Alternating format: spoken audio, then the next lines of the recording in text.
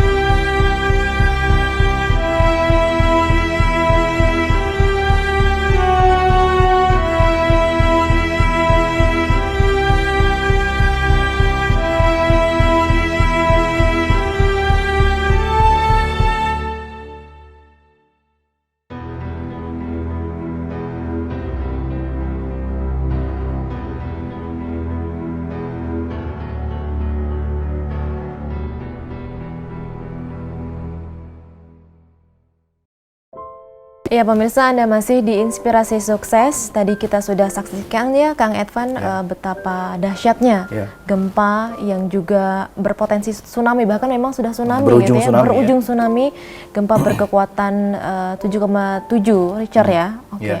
Nah tadi kita sendiri melihat pemirsa seperti itu juga yang saya rasakan. Saya boleh ya sedikit berbicara tentang pengalaman saya menghadapi gempa 7,4 skala Richter, dan tidak ada yang bisa saya ingat. Bang adik saya tuh masih di dalam kamarnya karena dia nggak sadar. Tapi kita nggak ingat gitu, karena kita sibuk menyelamatkan diri sendiri. Dan kita tegang, kita takut, kita bingung mau pegang apa, karena semua bergoyang, tanah bergoyang. Dan bayangkan di situ saja kita udah seperti itu. Dan kolam di rumah bahkan sampai tumpah, kolam ikan, sampai tumpah, airnya keluar semua. Karena memang apa ya, bumi bergoyang. Efeknya sebesar itu ya, padahal masih di bawah ini ya, kekuatan gempanya masih di bawah Palu gempa ini di atas 5,5 seingat saya itu sudah dikatakan gempa yang cukup berpotensi memberikan kerusakan yang berdampak. Dan 7,4 termasuk besar, rumah-rumah banyak yang hancur. Nah, saya ingin berbicara dari sedikit flashback tersebut adalah apalagi ketika selesai gempa, orang belum tenang, orang belum kembali sadar, kemudian tiba-tiba Allah berikan ujian berikutnya. Gelombang tsunami. Tsunami itu ya. Dan di sini juga harapan saya sih pemerintah bisa lebih mengajak masyarakat untuk siap menghadapi bencana, menghadapi gempa. Terutama karena perbedaan bencana, perbedaan menghadapi bencana antara orang Jakarta Selatan dengan orang Jakarta Utara saja beda. Orang Jakarta Selatan dalam logikanya, ketika ada gempa mereka harus sibuk mencari tempat yang aman dari reruntuhan dan berdiam diri di sana. Selama-lamanya di situ, sampai kata aman diberikan oleh pemerintah. Tapi orang Jakarta Utara nggak cukup seperti itu. Iya kan? Dia keluar, dia melarikan diri, menyelamatkan diri, ada waktu jeda sekian menit, dan setelah itu ya harus ke tempat yang tinggi. Karena mungkin bergantung sama lokasinya juga. Iya, karena Jakarta Utara dekat laut. Iya, betul. Ya, bisa menyebabkan tumpahnya air laut karena goncangan tersebut. Nah, begitu halnya di Palu dan Donggala. Betul, apalagi memang di Sulawesi Tengah ini kan ya, terjadi lokasi provinsinya ini apa ya, dekat bibir pantai, ada di garis pantai begitu ya Kang Edvan ya. Jadi memang potensi tsunami, bencana selanjutnya begitu ya setelah gempa berujung pada gempa tsunami begitu ya, sangat tinggi. Dengan ketinggian air 0,5 sampai 3 meter. Iya, 0,5 sampai 3 meter. Dan itu bukan hanya satu kali gelombang saya lihat ya, yang pecah itu gelombangnya beberapa kali tuh. Dan air semakin bertambah, semakin bertambah.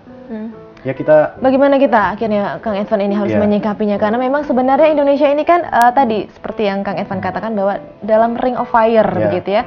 Dulu kita sudah cukup terluka gempa Aceh pada 2000. Dan tsunami juga di sana itu ya, tsunami juga. Itu sangat memukul kita. Kemudian ada gempa Sukabumi kemarin ya kan, ada di Padang juga, sekarang ada di Palu dan di Donggala. Bahkan di NTB juga ya.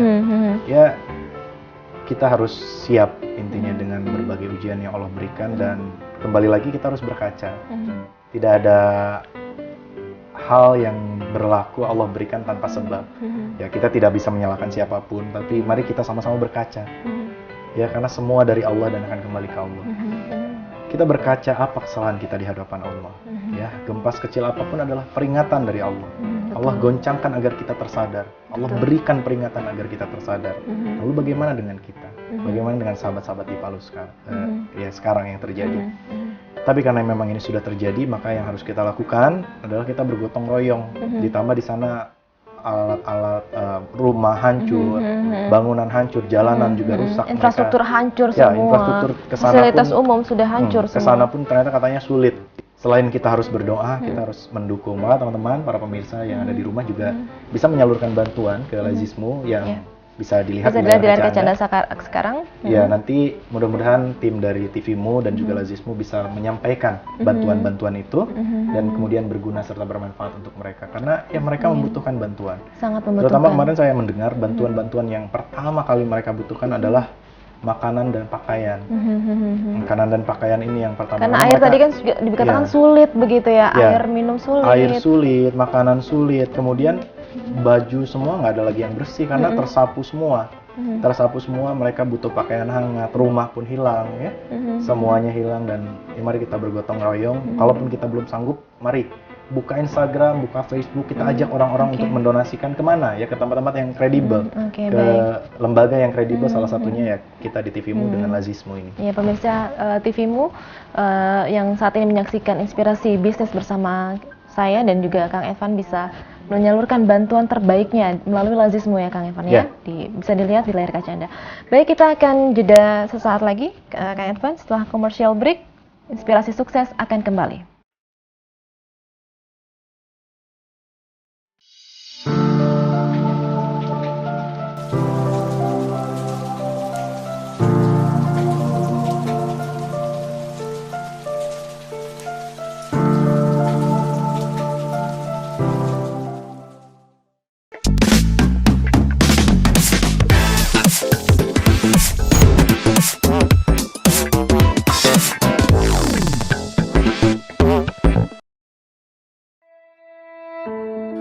Saat ini perusahaan dan instansi dituntut untuk terus mengembangkan sumber daya manusia di dalamnya. Salah satunya melalui seminar dan pelatihan.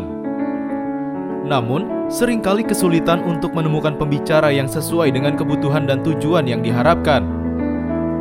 Kini telah hadir manajemen pembicara pertama dan satu-satunya di Indonesia. Kautsar Management.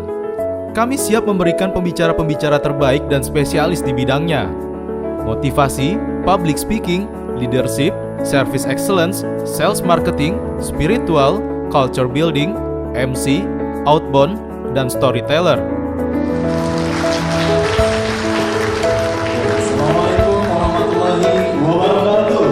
Bersama founder kami, Edvan Muhammad Kautsar. Kami siap membantu perusahaan Anda untuk semakin bertumbuh. Cari pembicara, hubungi kami sekarang juga.